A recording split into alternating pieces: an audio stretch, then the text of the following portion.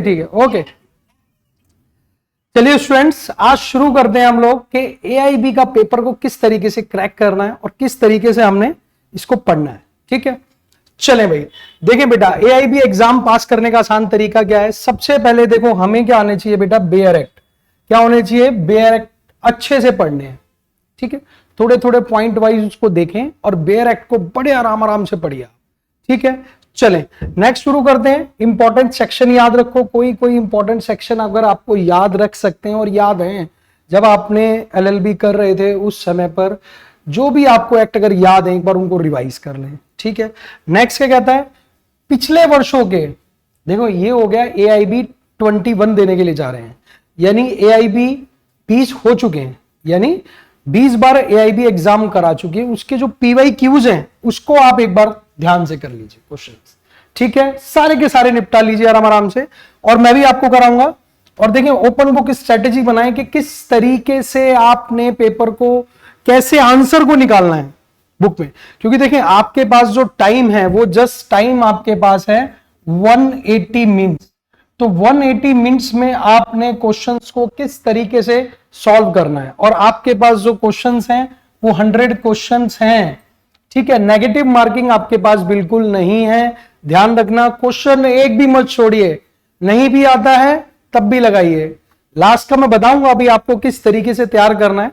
ठीक है, बड़े आराम से आप एआईबी को क्रैक कर पाएंगे। और दूसरी चीज देखिए, इसके अंदर कोई मेरिट तो आनी नहीं, आपके 45 मार्क्स आ गए। ठीक है, एससी एसटी के लिए 40 मार्क्स चाहिए, आपको पता है। ठीक है, इसके लिए देखें आप ज्यादा जद्दोजहद ना करें, मैं कहूं तो, क्योंकि देखें अगर आप 99 भी ले आएंगे तब भी पास लिखा होगा, 55 लाएंगे तब भी पास लिखा होगा, और 48 लाएंगे, 45 भी लाएंगे तब भी पास लिखा होगा। ठीक है, तो कोशिश ये करें कि ज्यादा हबड़ तबड़ ना करें, आराम से पेपर को सॉल्व करने की कोशिश करें। एटलीस्ट अपने 45 जर्नल के लिए और 40 जो हैं किसके, एससी एसटी के लिए हैं, वो अपने सिक्योर करें।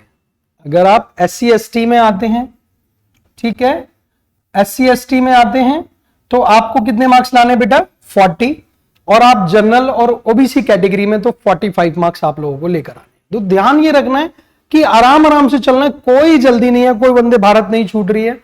देखें, 20 से 25 क्वेश्चन एटलीस्ट आपको कहां से मिल जाएंगे, आपको बेयर एक्ट से मिल जाएंगे। 10-15 क्वेश्चन आपके वो होंगे जो पीछे आए हुए होंगे। ठीक है, और दूसरी चीज, आपकी जो केस स्टडीज हैं वो इंपॉर्टेंट है। 10 से 15 क्वेश्चन आपके केस स्टडी वाले नहीं होंगे। ठीक है, उनको ध्यान से पढ़िए, केस स्टडी ध्यान से करिए। चलें आगे बढ़ते हैं आप। तो बेटा देखो, ओपन बुक स्ट्रैटेजी बनानी है, किस तरीके से बनानी है उसको ध्यान रखना है कि ओपन बुक को किस तरीके से, क्वेश्चन कहां पर है और किस तरीके से आपको मिलेगा, वो भी मैं आपको सिखाऊंगा आगे। ठीक है, टाइम मैनेजमेंट बहुत इंपॉर्टेंट है। कई बार क्या होता है, आपने देखा होगा कि 1.5 घंटा हो गया, मैं खुद अपना एक्सपीरियंस बताऊं कि 1 घंटे के अंदर सिर्फ 13 से 15 क्वेश्चन सॉल्व हुए थे। जब मैंने टाइम देखा मेरे तो फांके छूट गए, भाई करें कैसे अब। तो फिर टाइम मैनेजमेंट बहुत जरूरी है। ठीक है, लेकिन मुझे ध्यान है कि 79+ क्वेश्चन मैं अपने आप से सॉल्व करके आया था। 21 क्वेश्चंस जो थे अराउंड अगर मैं बताऊं तो मैंने कैसे लगाए, किसी का बी, किसी का सी, किसी का डी, क्योंकि टाइम ही नहीं था। क्योंकि पेपर जो एआईबी 20 का था वो थोड़ा सा लेंथी था। ठीक है, लेकिन आप सिर्फ इस पे फोकस करो, आप इस कोशिश करो कि आप अपने 55 क्वेश्चंस को बिल्कुल ठीक कर लो, ज्यादा की तरफ दौड़ो ही मत, पहले इसको सॉल्व कर लो बढ़िया से, अपने आप बढ़िया चलेगा। चले जी, एक बार मैं और आपको थोड़ा सा और बता दूं कैसे क्रैक करना है। तो देखें, सबसे पहले master the art of reading bare act. देखें, आपके पास मास्टरी होनी चाहिए कि बेयर एक्ट को पढ़ना कैसे। देखें, वहां पर आप खोजते रह जाओगे, आपको क्वेश्चन का आंसर नहीं मिलेगा। लेकिन अगर आपने बेयर एक्ट पढ़ा रखा होगा तो आप वहां से वेरीफाई करके फटाक से आंसर निकाल पाएंगे।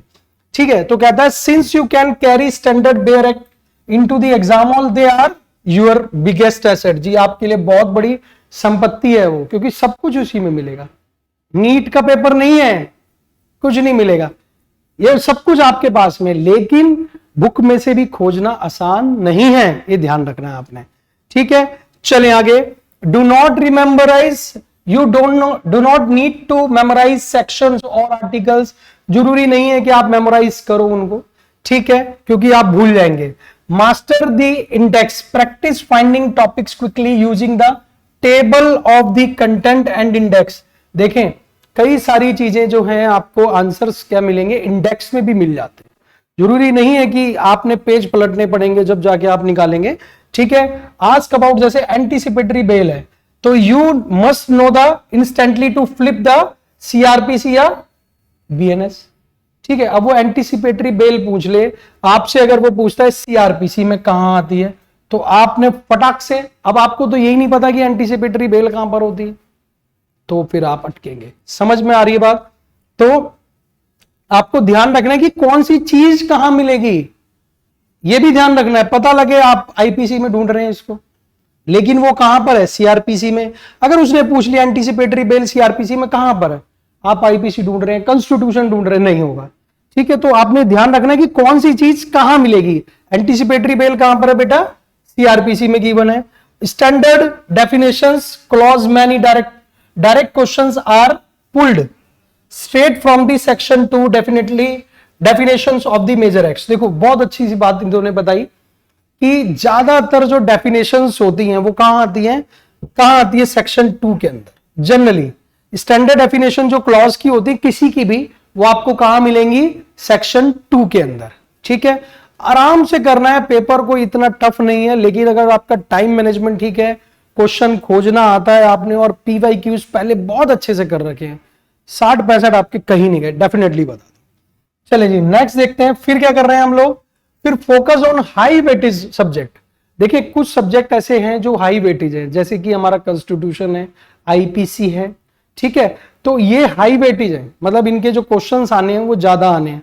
जैसे कॉन्स्टिट्यूशन में आपके पास कितने, एटलीस्ट 8 से 10 नंबर का मार्क आना है। देखो ये रहे 10 नंबर का आना है। Do not waste time studying all 19 subject fully, divide your preparation based on the marks allotment. The big try हो क्या बता रहे हैं, देखो 30 नंबर के लिए, देखो आप देखिए कॉन्स्टिट्यूशन लॉ के अंदर 10 मार्क्स का दे रखा है, सिविल प्रोसीजर आपको दे रखी है 10 मार्क्स की, तो जरूरत क्या है फालतू पढ़ने की। ठीक है, क्रिमिनल प्रोसीजर कोड दे रखा है आपको, बीएनएसएस दे रखा है 10 मार्क्स का, इन पे फोकस करो ना। और दूसरी चीज, ये चीजें आपने पहले पढ़ी हैं तो आपको बहुत आसानी से पढ़ पाएंगे इसको। ठीक है, कर पाएंगे। The core pack of 14 marks, Indian penal code, BNS 8 marks. ठीक है, इंडियन एविडेंस एक्ट दे रखा है, यानी जो बीएसए है 8 मार्क्स का है, फैमिली लॉ है 8 मार्क्स का, जैसे कि आपके पास फैमिली लॉ से कोई डिवोर्स का आ गया, कोई क्वेश्चन आ गया, मेहर से रिलेटेड क्वेश्चन आ गया मुस्लिम लॉ में। ठीक है, तो इस तरीके के क्वेश्चन लाई करते हैं। Strategy mastering just these 6 subject cover 54 marks, मतलब ये जो सब्जेक्ट हैं, ये जो सब्जेक्ट हैं 54 मार्क्स आपके कवर करते हैं बहुत आराम से, इन पे पहले फोकस कर लो। ठीक है, फिर नेक्स्ट आगे बढ़ते हैं, क्या है बेटा, handle the new criminal laws. जो न्यू क्रिमिनल लॉज हैं, this syllabus incorporated India's new criminal laws, criminal codes alongside old ones, यानी पुराने भी हैं नए भी हैं, by bilingual bare acts that includes a comparative table. देखो कई बार अगर आप बीएनएस खोलेंगे तो उनके अंदर कंपैरेटिव टेबल दे रखी है। ठीक है, जैसे कि क्या नाम है आपका, मर्डर को बताया गया आईपीसी के अंदर। ठीक है, तो ऐसे ही मर्डर बीएनएस में 103 में है, तो फिर आप, जरूरी नहीं है कि आपने वहां जाके खोजना पड़ेगा। अब आपको मर्डर का आ गया क्वेश्चन कि भाई मर्डर बीएनएस में कहां पर है, तो आपको देखो टेबल से ही सर्च कर सकते हो, कंपेयर कर सकते हो। ठीक है, आगे बढ़ते हैं, नेक्स्ट देखेंगे। देखें categorise landmark and recent judgment. जो अभी रिसेंट जजमेंट आ रखी है, देखो जो सुप्रीम कोर्ट की लैंडमार्क जजमेंट हैं उस पर बहुत फोकस करिए। ठीक है, और जो पास्ट में पूछी गई हैं, मैं आपको बताऊं कि 10 से 15 क्वेश्चंस आपके जो आने वाले हैं लैंडमार्क जजमेंट के आने वाले। मैंने आपको बताया कि 20 से 25 क्वेश्चन जो है ना आपके, वो आपको बहुत आसानी से मिलेंगे, बहुत आसानी से। लेकिन जो बाकी के 75 क्वेश्चन होंगे, आपको अपनी बुद्धिमत्ता से, अगर आपके पास नॉलेज होगी, जब ही आप उनको सॉल्व कर पाएंगे। क्योंकि देखो एग्जाम है, हलवा नहीं है कि आसानी से हो जाएगा। अभी भी आप देखिए 30-32% अराउंड बच्चे रह गए थे और 3500 रुपए फीस है। सबसे पहली बार एक बार भरी, फिर दोबारा भरी जाएगी। इस बार तो फिर भी बहुत जल्दी एग्जाम हो रहा है, लास्ट अभी कब हुआ था, नवंबर में, और अब फिर 7 जून को एग्जाम है। ठीक है, तो ध्यान रखिएगा, आप लोगों के रोल नंबर वगैरह भी आ चुके हैं। ठीक है, आप डाउनलोड कर लीजिएगा। Maintain A separate booklet for historic cases. Historic cases है जैसे कि केशवानंद भारती, ठीक है, मेनका गांधी से रिलेटेड है। ठीक है, नवतेज जौहर से रिलेटेड है review, recent Supreme Court judgment from the last 1 to 2 years जो भी आई हैं उनको एक बार ध्यान से पढ़ लीजिए, ठीक है। लैंडमार्क जजमेंट्स पे बहुत ध्यान रखिए।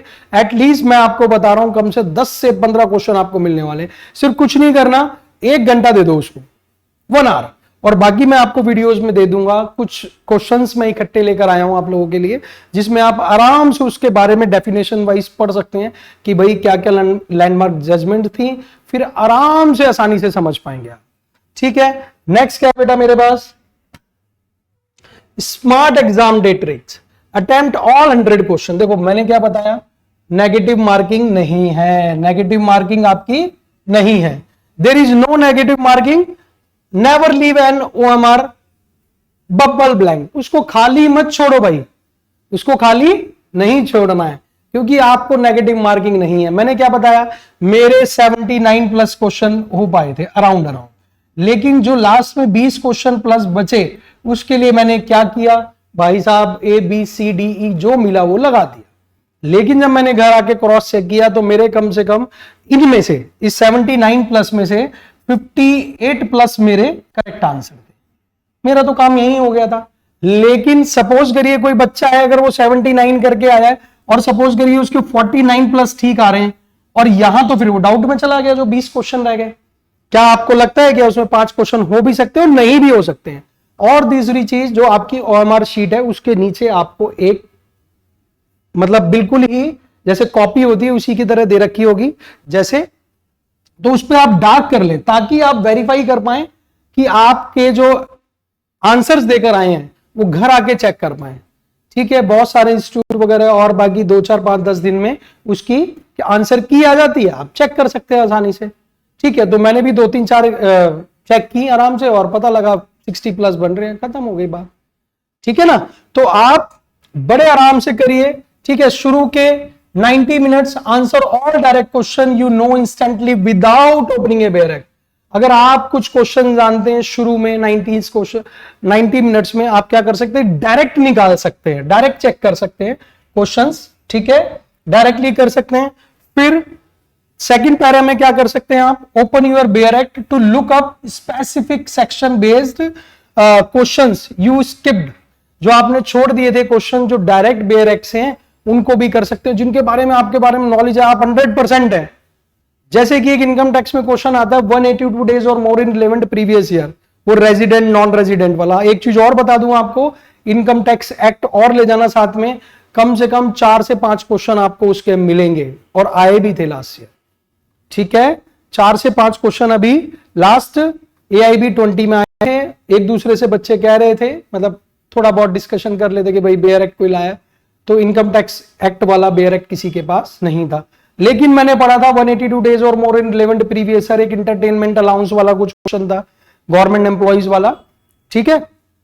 16 सेकंड के अंदर उसको डिडक्शन मिलती है, तो ये मैंने पढ़ रखा था, तो आंसर मेरा ठीक था, ठीक है। तो ध्यान रखना, next 20 minutes open your bare acts to look up specific section based question you skipped, और लास्ट 10 मिनट में तो भाई फिर वही जय माता दी करते चले जाओ, बेड़ा पार हो जाए, ठीक है। लेकिन मैंने आपको क्या बताया, देखो जी आज 10 दिन रह गए हैं एग्जाम के लिए, सिर्फ प्रिपरेशन क्या है, आप अपने PYQs बड़े आराम से करिए, बेयर एक्ट पढ़िए, क्वेश्चन को किस तरीके से खोजना है मैं आपको बता रहा हूं।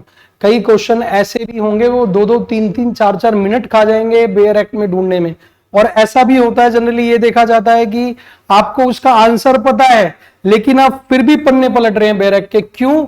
क्योंकि भाई मैं तो इसे ठीक करके जाऊंगा, और ऑब्वियस है ठीक करने का पर्पस, ठीक है। तो थोड़ा कोशिश करिए कि आराम से पेपर को करिए, सुबह दही और चीनी जरूर खा के जाइएगा, बढ़िया से निकलेगा। चलिए, थैंक यू सो मच।